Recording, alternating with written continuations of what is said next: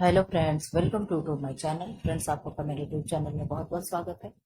कल हम लोग देख रहे थे, क्या देख रहे थे? होम मैनेजमेंट में कलर व्हील देख रहे थे। उसमें वीडियो पढ़ाते समय अचानक क्या हो गया, वीडियो कट हो गया।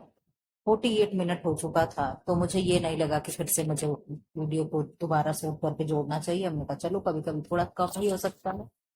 लेकिन आज मैंने जब शूट करने बैठी तो आज मेरी तबीयत नहीं ठीक है। आप लोग कहोगे रोज ही अब बीमार रहती हैं, लेकिन रोज बीमार थोड़ा कम रहते हैं, खांसी वगैरह आती है। लेकिन आज क्या है, आज वॉमिटिंग हो रहा है, जैसे लग रहा है फूड पॉइजनिंग हो गई है। ठीक है, एक दो बार वॉमिटिंग हुई है, लूज मोशन भी हुआ है। लेकिन ठीक है, हम लोग धीरे धीरे अपने क्रम में क्या है देखेंगे। 40 मिनट 35 मिनट का क्लास शूट कर लेंगे। ठीक है, उम्मीद करती हूँ आप लोग स्वस्थ होंगे, मस्त होंगे, पढ़ाई लिखाई में व्यस्त होंगे।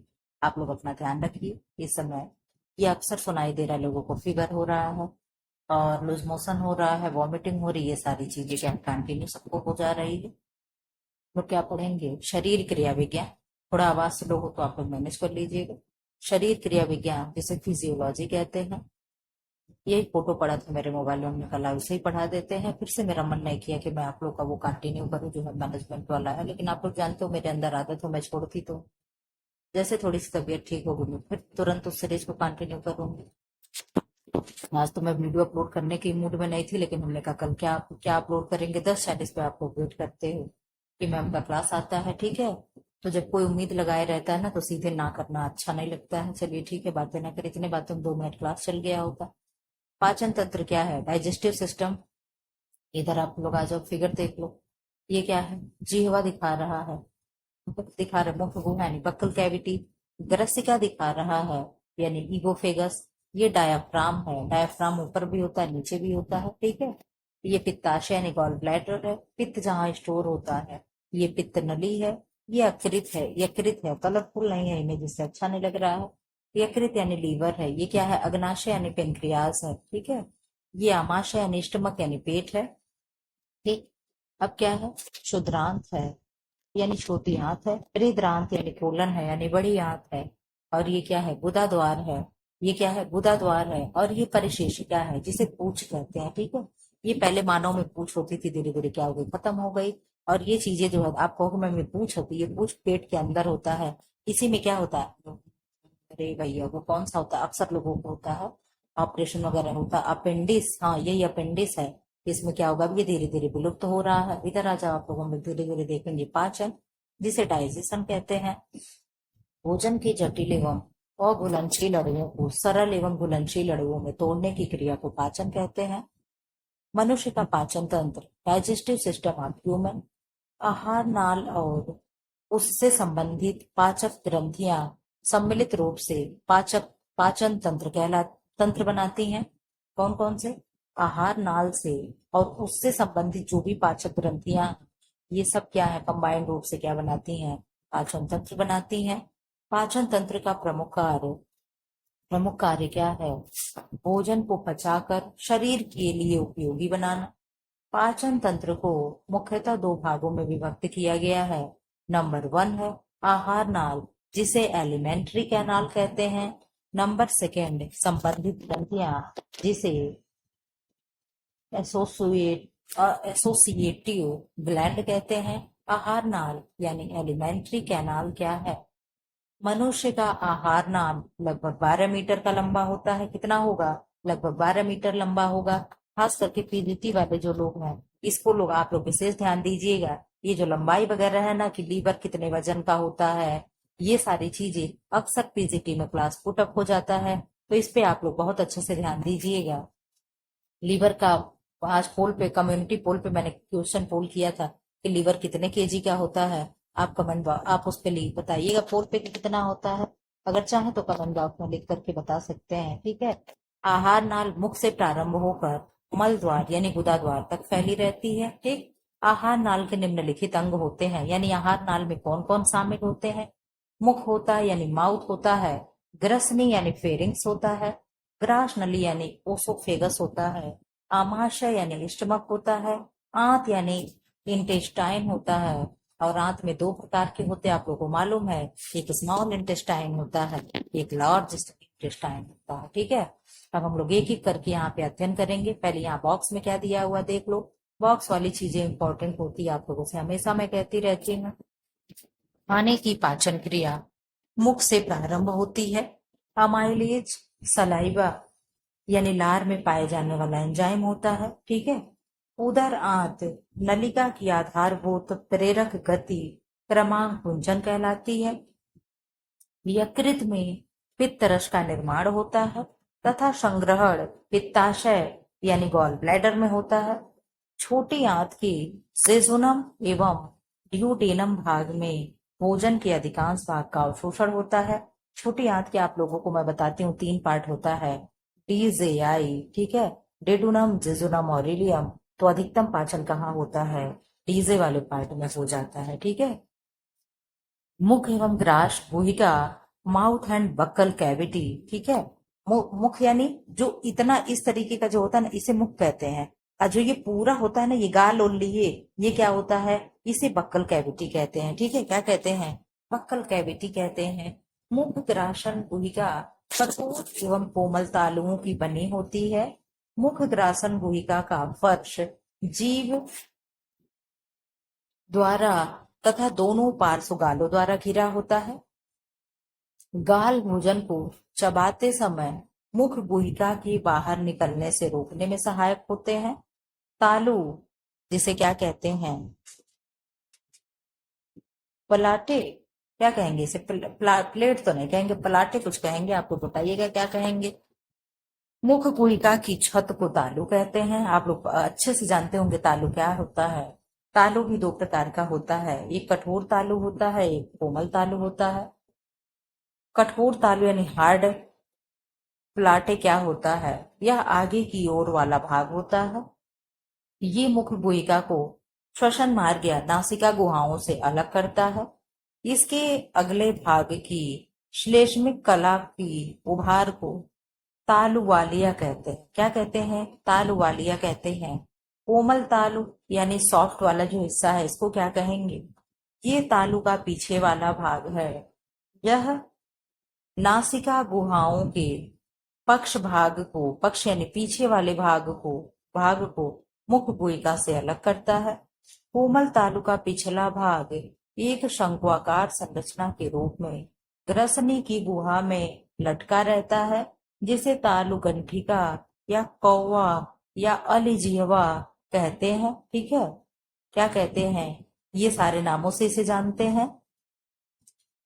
अलिजिहवा दांतों द्वारा पिसे हुए भोजन को निगलते समय अंतः नासिका रंध्रों को बंद करके नासिका गुहाओं में भोजन के प्रवेश को रोकने का कार्य करता है।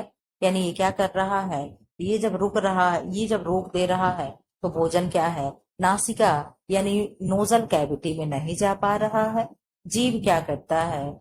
जीभ यानी टंग मुख गुहा की फर्श के अधिकांश भाग पर एक मोटी लचीली व मांसल संरचना फैली रहती है, जिसे हम जीभ कहते हैं, ठीक है। जीभ की ऊपरी सतह पर जीभ प्रांकुर तथा स्वाद कलिकाएं होती हैं, जो हमें भोजन के स्वाद का ज्ञान कराती हैं, ठीक है। जो छोटे छोटे बर्ड्स होते हैं वही हमें भोजन को टेस्ट कराते हैं। जीभ प्रांकुर के कारण ही जीभ खुरदरी होती है। यानी जो ऊपर पेपिलियाज होते हैं, ये क्या होते हैं? ये जीभ को खुरदरी बनाते हैं। गाय वाय को अगर कभी आपने रोटी खिलाया हो तो देखा होगा उनकी जीभ बहुत ज्यादा खुरदरी होती। अगर वो आपके उंगली पे टच कर लेना तो जैसे लगता है क्या काट लिया। अजीब सा उनके जीभ पे होता है, ठीक है। हम लोग का तो फिर भी थोड़ा कम होता है। स्वाद कणिकाएं यानी टेस्ट बर्ड्स कौन से होते हैं? क्या होते हैं? स्वाद कणिकाएं जिह्वा प्रांकुर में स्थित भाग के अगले भाग पे क्या होगा? मीठा पता चलेगा। आगे से क्या होता है? मीठे का पता चलता है। पीछे भाग पे क्या पता चलेगा? कड़वे का पता चलता है। दोनों किनारों यानी पार्श्व पे क्या होता है? खट्टे का आभास होता है। जीभ के अगले सिरे के पीछे कुछ भाग में नमकीन कणिकाएं पाई जाती हैं। ये हमारी जीभ पे ये सब क्या होते हैं? बॉड्स होते हैं, टेस्ट कलिका होती हैं, कणिकाएं होती हैं, जिससे हम इन सारी चीजों का स्वाद ले पाते हैं। आप जब भी देखते हो मिर्चा अगर आप गलती से ना खाते हो खैर ऐसा होता नहीं है, महिलाएं मिर्चा बहुत खाती हैं, ठीक है। मिर्चा खाने के लिए महिलाएं बदनाम है।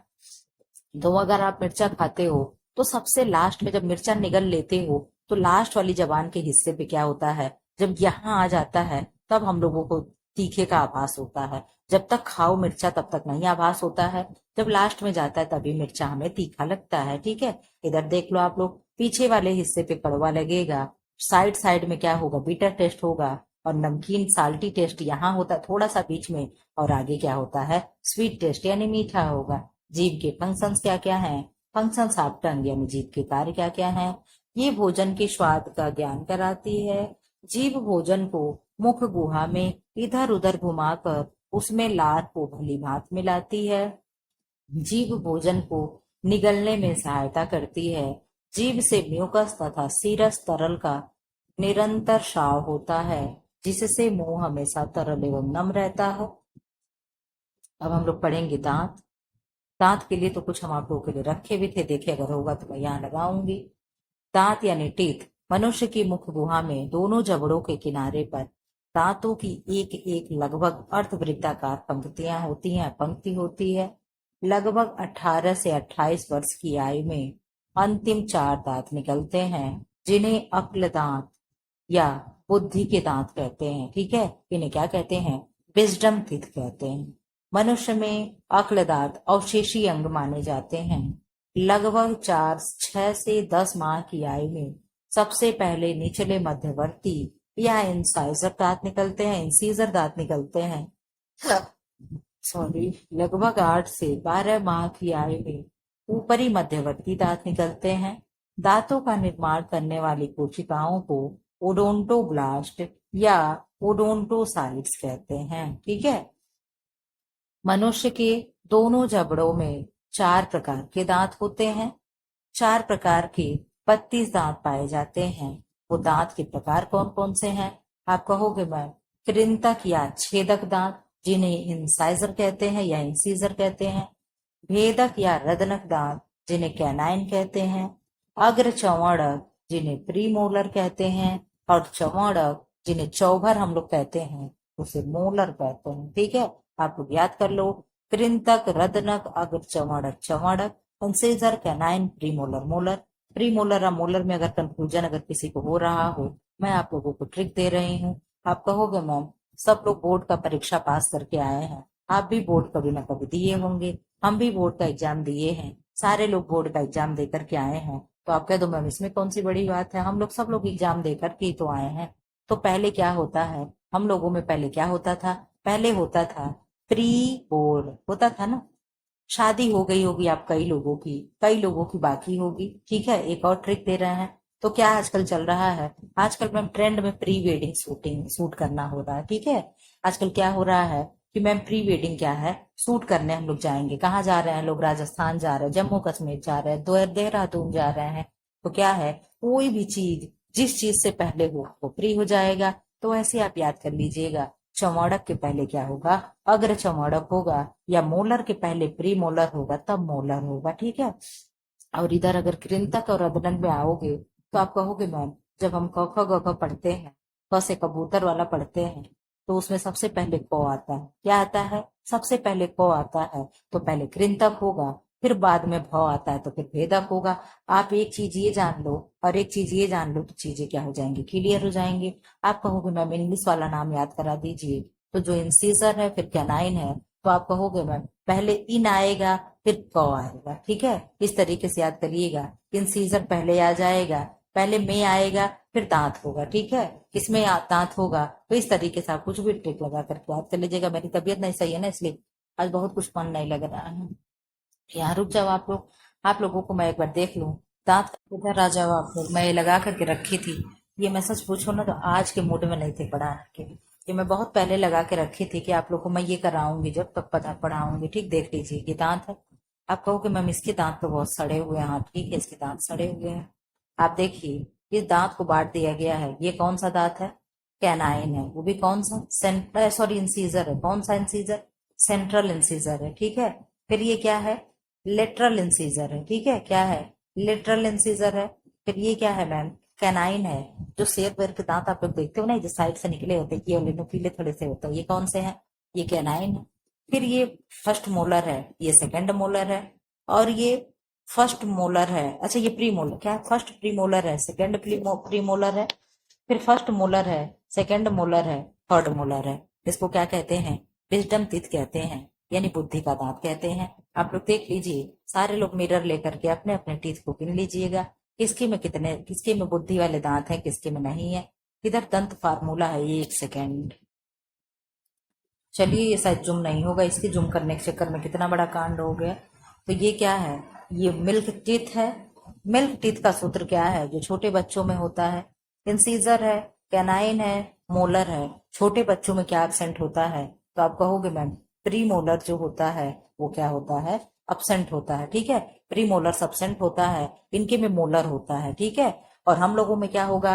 Incisor, canine, pre molar, molar. ठीक है, ये क्या है? ये टीथ सूत्र है।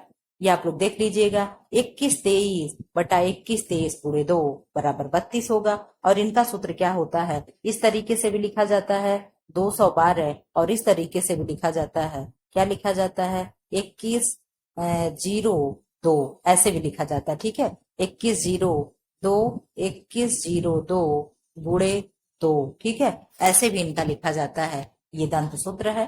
ठीक है, आप इधर एक बार आ जाओ। आप कहोगे मैम ये क्या है? ये है, ये क्या है? आप लोग देख लो खुद ही। ये अपर जा है, यानी ऊपरी जबड़ा है। ये लोअर जा है, यानी नीचे वाला जबड़ा है। ये इंसीजर है, कैनाइन है। ये देख लो, सारे दांतों के आगे incisor, incisor, canine, premolar, molar, नहीं प्रीमोलर, प्रीमोलर, फिर मोलर, मोलर, मोलर। ठीक है, इस तरीके से दांत को दिखाया गया है। तो अगर इस तरीके से हम बांट दें तो कितने दांत हो गए मैम? 1 2 3 4 5 6 7 8 इधर हो गए। फिर 1 2 3 4 5 6 7 8 इधर हो गया, 8 8 16 हो गया। तो एक जबड़े में कितने दांत होते हैं? तो आप कहोगे मैम 16 होता है। तो फिर यहाँ भी यही फार्मूला लगा दो, तो 8 इधर 8 इधर, तो क्या हो जाएगा? 8 चौक 32 दांत सीधे सीधे निकल गए। ठीक है, ये क्या होगा? दंत सूत्र था। आप लोग इसे याद कर लीजिएगा। अब हम क्या करते हैं, इसे यहाँ से स्किप करेंगे। यहाँ आ जाइए आप लोग, हम लोग कृंतक या छेदक के कार्य पढ़ेंगे कि इनके क्या क्या कार्य हैं। यानी इंसीजर दांत जो होता है हम लोग का क्या क्या करता है? ये तेज धार वाले छेनी जैसे होते हैं तथा भोजन को पकड़ने, काटने या कुतरने का कार्य करते हैं। हम लोग एप्पल खाते हैं, अमरूद खाते हैं, हम लोग आगे वाले दांत से काटते हैं। ऐसा तो नहीं कोई साइड से ले जाकर काटता होगा? जो काटता हो तो बताइएगा कमेंट बॉक्स में कि मैम हम साइड से काटते हैं, आप गलत बता रही हैं। ठीक है, काटने का कार्य करता है। प्रत्येक जबड़े में इनकी संख्या 4 होती है। कितनी होगी? 4 होगी। ठीक है, अर्थात कुल इनकी संख्या कितनी हो गई? 8 होती है। 4 ऊपर होगी, 4 नीचे होगी। ठीक है, कितना हो गया? 8 हो गया। भेदक या रदनक दांत या कैनाइन क्या होता है? ये नुकीले होते हैं।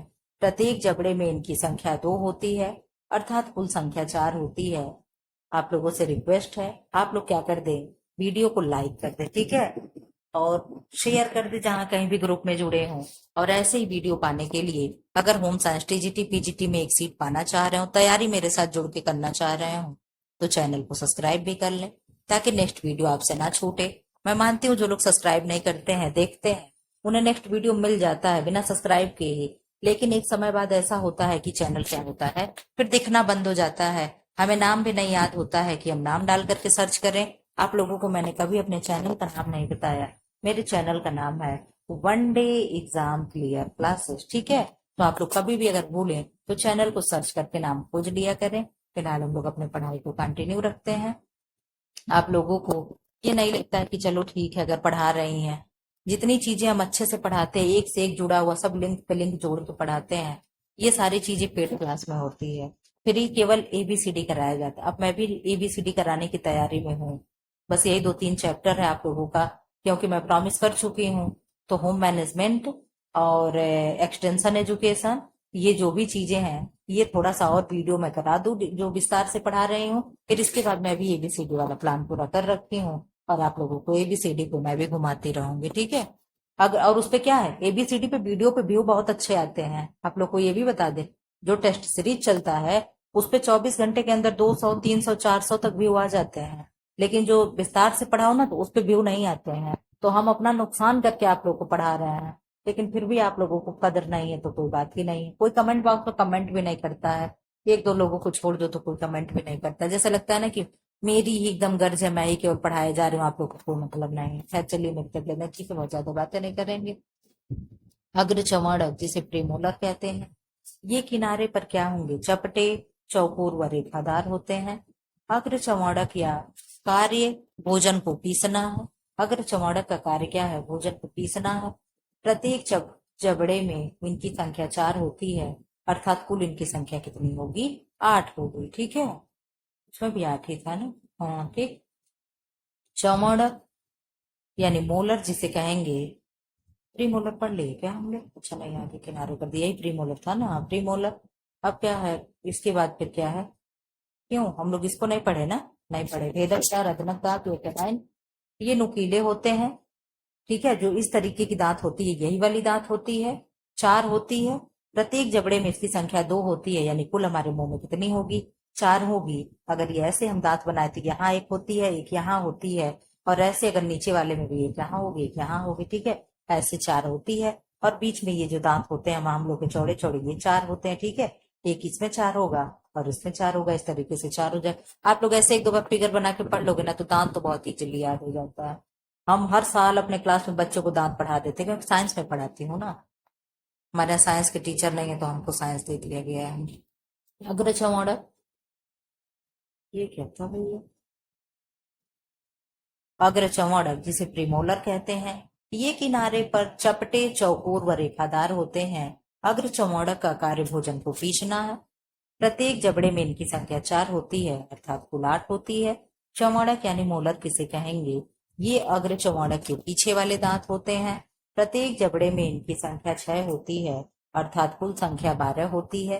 तीसरे चौड़क दंत बाद में, सबसे बाद में प्राय 17 से 21 वर्ष की आयु में निकलते हैं, जिसकी संख्या 4 होती है। इन्हीं को अक्लदाड़ या विजडम टीथ कहते हैं। ठीक है, इसकी विशेषता क्या है, अगर कोई पूछे विजडम टीथ की विशेषता क्या है, तो ये सड़ने में बहुत तेज होते हैं। ठीक है, सारे दांत आपके ऐसे रह जाएंगे, आप देखते होंगे लास्ट वाले दांत जो होते हैं बहुत जल्दी कीड़े लगते हैं, वो केवल सड़ने के लिए निकलता है। अब क्या है, कड़ा चीज कोई खा नहीं रहा है तो अब उन दांतों का भी धीरे धीरे अभाव हो रहा है। बहुत से लोगों में वो दांत निकल ही नहीं रहा, मेरे तो फिलहाल है, आप लोगों में है कि नहीं कमेंट बॉक्स में बताइएगा। इनेमल हमारे शरीर का सबसे कठोर पदार्थ होता है। लार सलाइवा में पाचन पाचन एंजाइम टाइलिन होता है। कार्बोहाइड्रेट के पाचन के लिए एमाइलेज एंजाइम मुख तथा अग्नाशय द्वारा स्रावित किया जाता है। दांत मानव दंत सूत्र है, देखिए यहाँ आ गया, क्या है, 21 23 बटे 21 23 गुणे 2। ठीक है, ये क्या हो गया, दंत सूत्र हो गया। इस तरीके से आप याद कर लीजिएगा। दांतों की संरचना कैसी होती है, क्या होती है, मूल यानी जड़, ग्रीवा और शिखर। ठीक है, ये दांत होता है। मूल जड़, यह दांत का आधार भाग होता है। मूल जबड़े के गड्ढे में स्थित रहता है। इंसाइजर एवं केनाइन दांतों में केवल एक मूल होता है। प्रचमड़ एवं चमड़ दंतों में प्राय 2 या 3 जड़ें होती हैं। ठीक है, ग्रीवा क्या है, ग्रीवा मूल के ऊपर वाला भाग होता है। ग्रीवा मसूड़ों के अंदर स्थित होता है, यानी ये दांत के अंदर की संरचना बता रहा है। शिखर क्या होगा, शिखर भाग मसूड़े के बाहर निकला रहता है। दांतों के शिखर पर अत्यधिक कठोर सफेद एवं चमकीला आवरण होता है, जिसे इनेमल कहते हैं। क्या कहते हैं, जिसे हम इनेमल कहते हैं। लार एवं लार ग्रंथियां, हम लोग दांत पढ़े, इसके बाद हम लोग क्या पढ़ेंगे, लार एवं लार ग्रंथियां पढ़ेंगे। ये सब क्या है, पाचन में सहायक है। हम लोग ऐसे क्रम से क्या करेंगे, चीजें पढ़ते चलेंगे। एक न्यूज आप लोगों के लिए भी बता दे, न्यूज कह लो चाहे बैड न्यूज कह लो, जो भी लोग थे बीएड वगैरह किए थे तो बीएड वालों को खैर क्या है, प्राइमरी में जाने से तो पहले रोक दिया गया था। बीटीसी वालों को प्राइमरी में वो था, ठीक है, बीटीसी। लेकिन अब क्या हो गया, योगी महाराज जी ने क्या किया है, सारे स्कूल मर्ज करने के लिए कर दी है। तो एक आप मान के चलिए कि बैड न्यूज ही है, क्योंकि जब स्कूल ही नहीं रहेंगे तो कहाँ से टीचर की भर्ती होगी। तो ये मान के चलिए कि आप लोग टीजीटी पीजीटी की तैयारी कर रहे हैं, तो अभी ये अच्छी न्यूज है और आप लोग जल्दी से तैयारी करके ज्यादा से ज्यादा जितना पढ़ पाइए आप उतना पढ़ करके एक सीट अपनी सुनिश्चित कर लीजिए। क्योंकि पहले कोई चीज इम्प्लीमेंट होता है तो पहले प्राइमरी में होता है, बेसिक में होता है, फिर हम लोगों पे आता है, हम लोगों यानी फिर एडेड में आता है। ठीक है, क्यों प्राइमरी में आता है? क्योंकि प्राइमरी प्योर गवर्नमेंटेड होती है। ठीक है, वो प्योर गवर्नमेंटेड होती है तो सबसे पहले अधिकार उनका उस पे होता है। ठीक है, हम लोगों को उनका अधिकार नहीं, हम लोग प्योर गवर्नमेंटेड नहीं है ना, हम लोग प्रबंधक के अंदर आते हैं और प्रबंधक पे इनका अधिकार होता है। तो ये क्या करेंगे, पहले प्राइमरी वालों को दबा रहे हैं तो पहले प्राइमरी स्कूल मर्ज हो रहे हैं। आप लोग भी न्यूज सुने होंगे, शर्त क्या है कि जहां पे 50 बच्चों से कम संख्या है वो स्कूल क्या हो रहे हैं, मर्ज हो रहे हैं, वहां के टीचर मर्ज हो रहे हैं और बच्चे किसी अन्य स्कूल में भी मर्ज कराए जा रहे हैं। ठीक है, तो ये क्या हम लोगों के लिए बैड न्यूज है, क्योंकि अगर जब स्कूल ही नहीं रहेगा तो भर्ती कहाँ से होगी। इसलिए आप लोगों के लिए अभी भी एक सुनहरा चांस है कि आप जल्दी से जल्दी पढ़ करके तैयारी करके आप क्या करें, एक सीट टीजीटी पीजीटी में सुनिश्चित कर लें। जितने भी लोग हैं, चाहे भले ही स्कूल मर्ज हो जा रहा है, लेकिन जिनकी नौकरी लगी क्या उन्हें निकाल पाएंगे? उन्हें नहीं निकालेंगे। लेकिन आने वाली जो हमारी युवा पीढ़ी है जो तैयारी कर रही है नौकरी के लिए, उनकी गर्दन पे इन्होंने तलवार लटका दिया है। ठीक है, तो आप लोग अभी भी सेफ पॉइंट पे हो, अभी आप लोग फटाफट चीजें तैयारी कर सकते हो, क्योंकि हम लोगों में आते आते इनको 2 से 3 साल लग जाएगा। ठीक है, बेसिक के लिए तो इसी साल से इन्होंने रूल निकाल दिया है, इसी जून से ही स्कूल मर्ज की प्रक्रिया शुरू हो गई है। लेकिन आप अभी हम लोगों क्या नहीं है, तो हो सकता है हम लोगों का 1 साल 2 साल रिलीफ मिल जाए। इसलिए आपको से रिक्वेस्ट है, प्लीज थोड़ा सा काम कम करके और थोड़ा सा अपने पढ़ाई पे फोकस करके आप लोग एक सीट अपना पा लें। अगर नौकरी करना चाह रहे हैं तो फिलहाल ऐसा टाइम पास करना है तो कोई बात ही नहीं है। याद आया तो मैंने कहा बता दे आप लोगों को, एक मोटिवेशन ही हो जाएगा। मनुष्य की मुख गुहा सदैव एक तरल पदार्थ द्वारा नम बनी रहती है, जिसे लार कहते हैं, यानी सलाइवा कहते हैं। लार दांतों, जीभ तथा मुख गुहिका की सफाई करती है। ठीक है, क्या करती है? इन सारे चीजों की सफाई करती है। लार मुख में आए हुए भोजन को चिकना व घुलनशील बनाती है। अगर लार ना हो ना तो खाना हम लोग नीचे निगल नहीं सकते हैं, वो क्या है, लसलसा बना देती है। और आप लोग जानते हो कोई भी लसलसी या चिपचिपी चीज क्या होती है, स्लिप करती है। ठीक है, तो वो लार जब जब सलाइवा उसमें मिक्स हो जाता है तो वो भोजन को क्या करता है, नीचे ढकेलते रहता है। ठीक है, और वो सरकता जाता है। सामान्यतः प्रतिदिन 1.5 यानी 1.5 लीटर लार का शामिल होता है। हमारे मुख में कितना लार बनता है प्रतिदिन? तो आप कहोगे मैम 1.5 लीटर। ठीक है, अब ये 1.5 अगर लीटर की जगह मैं केजी कर दूं तो ये क्या संख्या होगी? ये हमारे लीवर की वजन। ठीक है, लीवर कितने वजन का होता है? तो 1.5 लीटर का होता है। देखो मेरे पेट की तरफ। मनुष्य में 3 जोड़ी लार ग्रंथियां पाई जाती हैं। कौन कौन सी है? इधर आ जाइए आप लोग, फिगर तो ब्लैक एंड व्हाइट दिया है।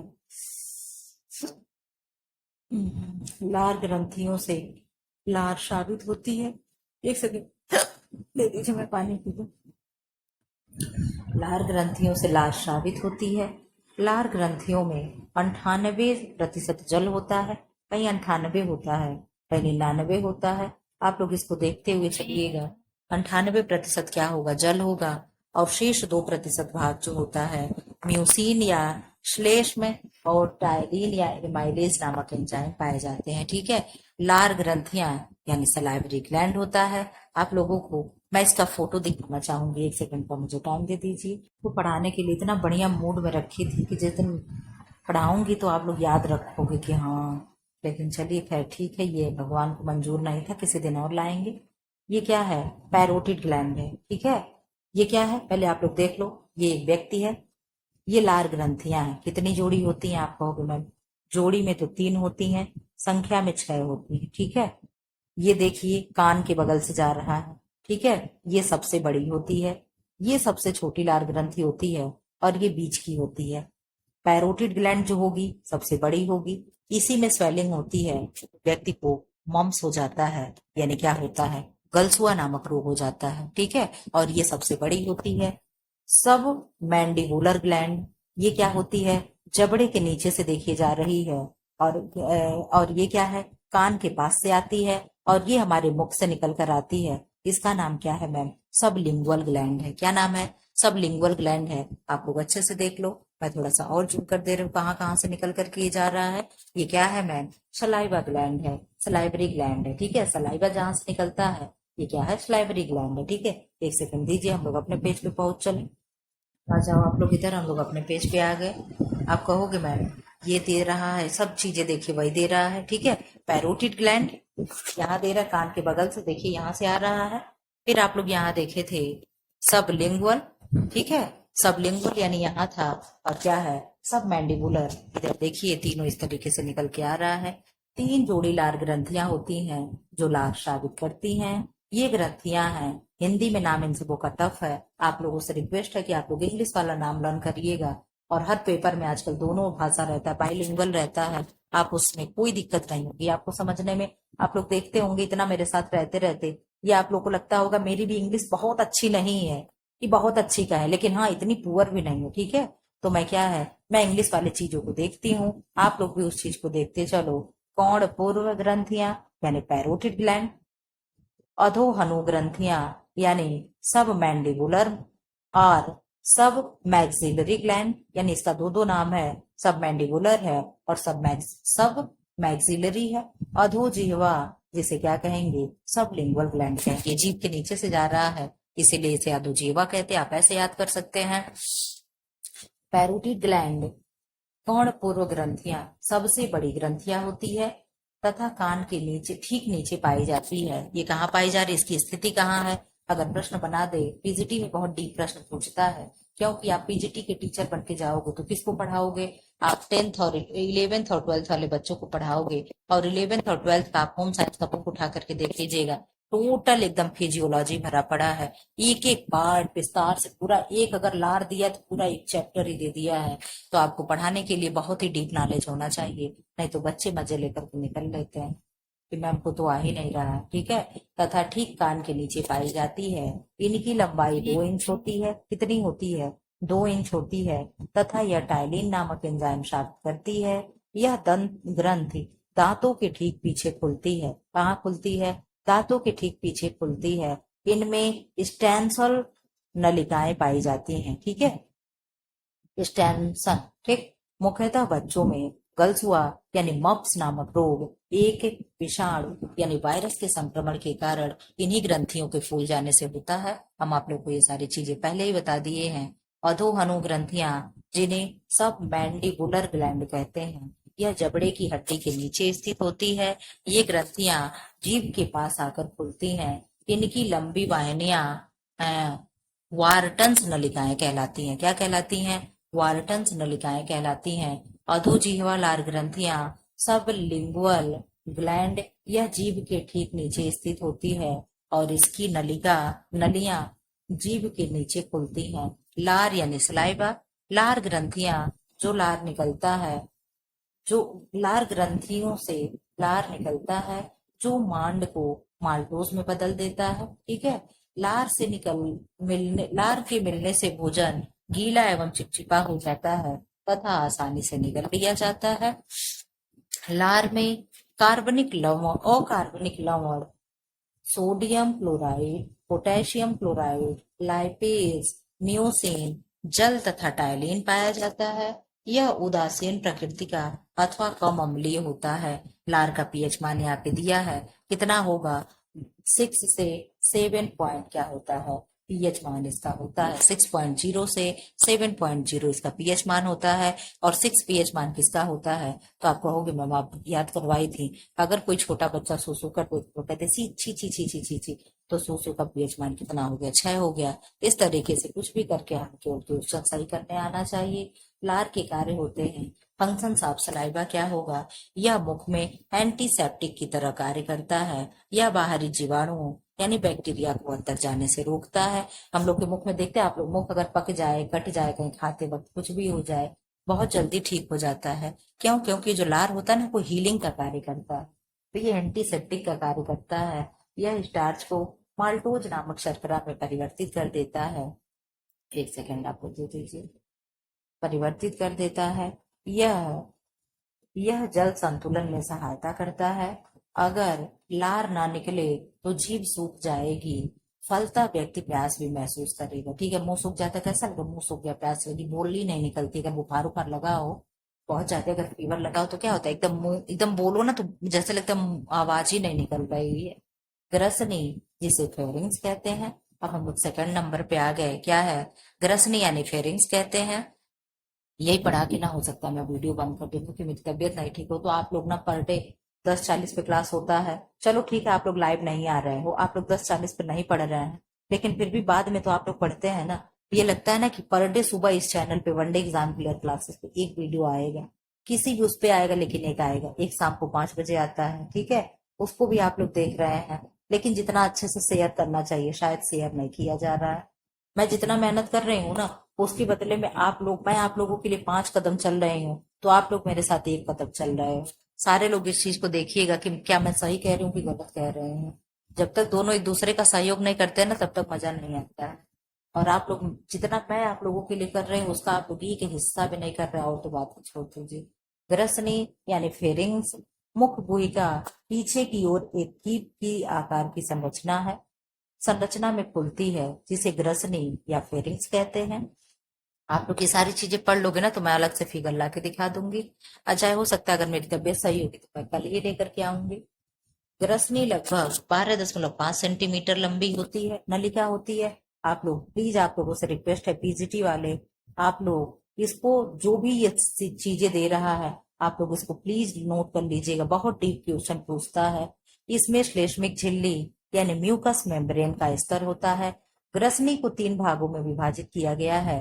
नासा ग्रसनी यानी नोसा फेरिंग्स, मुख ग्रसनी यानी ओरा फेरिंग्स, कंठ ग्रसनी यानी क्या है लैरेंगोफेरिंग्स, ठीक है, लैरेंगोफेरिंग्स। ग्रसनी का मुख्य कार्य भोजन को निगलना है। इसके अलावा यह आवाज निकालने में भी मदद करता है। अब हम लोग आ गए ग्रास नली, जिसे ईसोफेगस कहते हैं। यह एक काफी तंग एवं सकरी नली होती है। वो फूड पाइप जो नीचे नहीं आ रही है, वो इस तरीके से जो आ रही है और यहाँ आकर के ऐसे इसमें मिलती है जो ऐसे बना होता, यही है क्या है, ईसोफेगस है। कि इसीलिए इसको कह रहा है एक तंग एवं सकरी नली होती है। इसकी लंबाई 10 इंच तथा व्यास 1 इंच का होता है। व्यास आप लोग समझते हैं, ये जो इतनी चीजें हो गई यही व्यास, ठीक है। ये 1 इंच ये क्या है, यही व्यास है। और लंबाई तो आप लोग जानते ही हो, ये क्या हो गई, ये पूरी टोटल लंबाई हो गई, ठीक है। इसको हम लंबाई कहेंगे और ये जो चौड़ाई है इसे क्या कहेंगे, व्यास कहेंगे, ठीक है। यह ग्रसनी को आमाशय के कार्डियक भाग से मिलाती है। भोजन ग्रास नली से होते हुए आमाशय में मांसपेशियों के क्रमानुकुंचन गति के कारण पहुंचता है, जिसे क्या है, पेरिस्टेल पेरिस पेरिस्टेल्टिक गति कहते हैं। क्या कहते हैं, पेरिस्टेल्टिक गति कहते हैं। यह ग्रीवा तथा वक्ष स्थल से होती हुई, ग्रीवा यानी गर्दन और वक्ष यानी सीने से होती हुई डायाफ्राम को भेद कर यानी डायाफ्राम को छेद कर उदर गुहा में प्रवेश के बाद आमाशय में खुलती है, ठीक है। यानी ये जो पाइप आ रही है, ये कह रहा है यहाँ से भेदते हुए और फिर कहाँ खुलता है, आमाशय में, यानी इसमें आकर के ये चीजें क्या है, खुल जाता है, ठीक है। श्लेष्म के कारण ग्रास नली नम और चिकनी बनी रहती है और भोजन के संवाहन में सहायता करती है। ग्रास नली की आंतरिक संरचना कैसी होगी, ग्रास नली में 3 स्तर दिखाई देते हैं। सबसे बाहरी सेरोसा होगा, क्या होगा, सबसे बाहरी सेरोसा होगा। एक मांसल परत होती है जो रेखित तथा चिकनी पेशी की बनी होती है, ठीक है। बहुत अच्छे से आप लोग पढ़ते चलेगा, बहुत बढ़िया इस बुक में समझा कर दिया गया है। आई थिंक ऐसा कोई दूसरा बुक होगा जो इतने अच्छे से दिया हो। इसके ठीक नीचे मध्य स्तर, जिसे सब म्यूकोसा कहते हैं। पहले वाले को क्या कहेंगे, पहली परत जो बाहरी वाली है सेरोसा है, दूसरी वाली सब म्यूकोसा है, ठीक है। सबसे नीचे श्लेष्मिका परत होती है, जिसे म्यूकोसा लेयर कहते हैं। क्या कहते हैं, म्यूकोसा लेयर कहते हैं। श्लेष्मिक परत होती है जो श्लेष्मिक झिल्ली की बनी होती है। अब हम लोग आ गए आमाशय, ये पेज हम लोग खत्म कर लें। आमाशय जिसे स्टमक कहते हैं, यही बता रहा था कि ईसोफेगस है, ईसोफेगस आकर के इसमें खुल जाता है, ठीक है, किसमें, आमाशय में यानी स्टमक में। आप लोग इसे देख लो क्या क्या कहा जा रहा है, ईसोफेगस है, ये फंडस है, ये बॉडी है, ठीक है, ये बॉडी है, इधर जूम करने पे नहीं दिख रहा है। ये क्या है, कार्डिया है, ये सब इसके क्या है, नाम है। ये क्या है, गैस्ट्रोस्फेजल जंक्शन है, ठीक है। और इधर आप लोग देख लो क्या है, यहाँ से छोटी आंत शुरू हो जा रही है, छोटी आंत का पार्ट देख लो टेडुलम है, ठीक है। यहाँ से ये चीजें क्या है, सब यहाँ से शुरू हो जा रही है, ठीक है।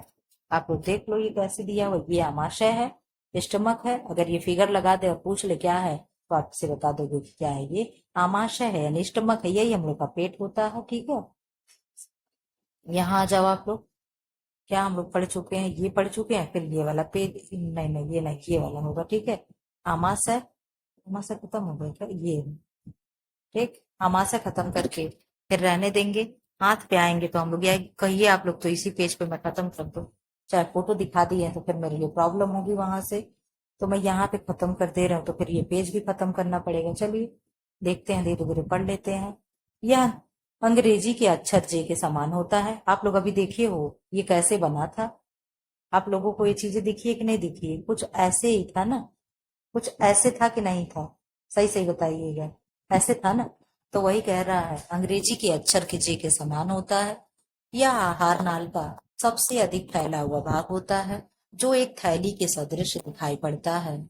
यह डायाफ्राम के ठीक नीचे कुछ बाईं ओर उदर गुहा में, या गुहा होगा, उदर गुहा में स्थित होता है। यह मांसपेशियों से बना होता है, कि जिसकी दीवारें काफी मोटी होती हैं। आमाशय की बाहरी परत बड़ी तथा भीतरी सतह छोटी होती है। इसके अग्रभाग एवं पक्ष भाग में एक एक द्वार होता है। आगे का द्वार हृदय द्वार यानी कार्डियक,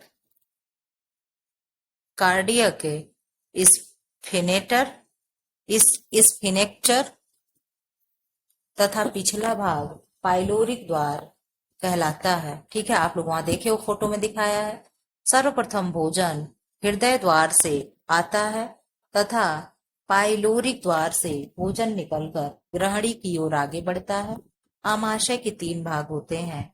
नंबर 1 बायां भाग या कार्डियक भाग, नंबर 2 दाहिना भाग या पाइलोरिक भाग, नंबर 3 खंडिक भाग। कार्डियक भाग का क्या कार्य है, क्या करता है? कार्डियक स्टमक, यह ग्रास नली से संबंधित होता है। यह गोल तथा हृदय के नीचे स्थित होता है। देखिए हम आप लोगों से बार बार कहते हैं, जहां कार्डियो शब्द लग जाए वहां हार्ट से रिलेटेड हो जाएगा। तो कार्डियक दिया है, कह रहा है हृदय के नीचे होता है। आप अगर एक शब्द कार्डियो जान लेते, कार्डियोलॉजी, तो आप यहाँ पे तुरंत सही कर लेंगे।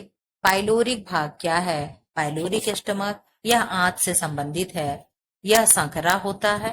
खंडिक भाग, यह आमाशय के बीच का क्षैतिज भाग होता है, ठीक है। आमाशय की आंतरिक रचना कैसी होगी? Internal structure of stomach. आमाशय की आंतरिक रचना में निम्न परतें दिखाई देती हैं। सेरोसा परत, सेरोसा लेयर, इसमें इसमें अंतराली संयोजी ऊतक पाए जाते हैं। इसमें इससे एक प्रकार का द्रव निकलता है जो आमाशय की ऊपरी तह को चिकना रखता है।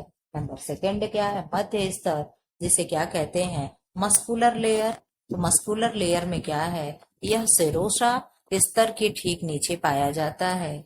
यह मांसपेशियों का बना होता है।